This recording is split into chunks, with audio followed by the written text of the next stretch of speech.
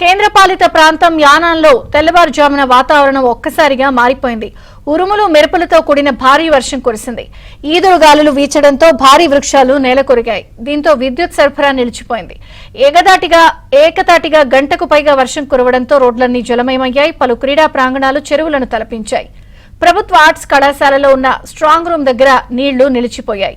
ఇప్పటి వరకు భానుడి ప్రతాపంతో విలవెల్లాడుతున్న ప్రజలకు ఈ వర్షంతో కొంత ఉపశమనం లభించింది.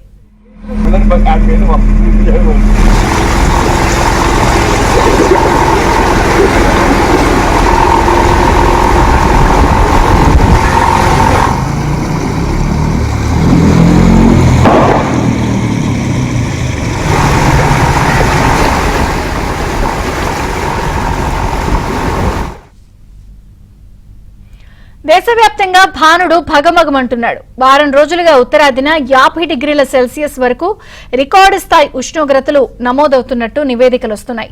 ఢిల్లీ, రాజస్థాన్, బీహార్, యూపీతో పాటు మహారాష్ట్ర వంటి రాష్ట్రాల్లో వడదెబ్బల ధాటికి అనేక మంది పిట్టల్లా రాలిపోతున్నారు.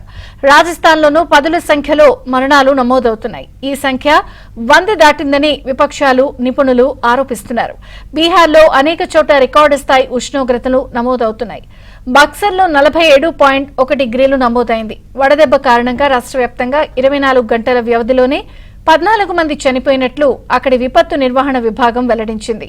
వీరిలో 10 మంది పోలింగ్ సిబ్బంది ఉన్నారని తెలిపింది.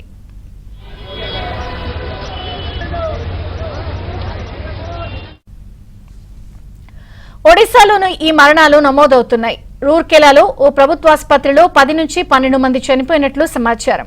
దాదాపు 50 మంది బాధితుల్లో 8 మంది ఆసుపత్రికి వచ్చేసరికే ప్రాణాలు కోల్పోయారని, మరో 4 చికిత్స పొందుతూ మృతి చెందారని అధికారులు వెల్లడించారు. పోస్టుమార్టం తర్వాత మరణాలకు గల కారణాలు తెలుస్తాయన్నారు. దేశ రాజధాని ఢిల్లీలో పలుచోట్ల 49 డిగ్రీల ఉష్ణోగ్రతలు నమోదయ్యాయి. వడదెబ్బ కారణంగా బుధవారం ఓ వ్యక్తి ప్రాణాలు కోల్పోయినట్లు అధికారులు వెల్లడించారు. జార్ఖండ్లో 4, మధ్యప్రదేశ్లో 2, యూపీలో 2 చనిపోయినట్లు నివేదికలు వెల్లడిస్తున్నాయి. రాజస్థాన్లో అనేక చోట్ల 50 నుంచి 52 డిగ్రీల సెల్సియస్ ఉష్ణోగ్రతలు నమోదవుతున్నాయి. దీంతో అనేక జిల్లాలకు ప్రభుత్వం రెడ్ అలర్ట్ జారీ చేసింది.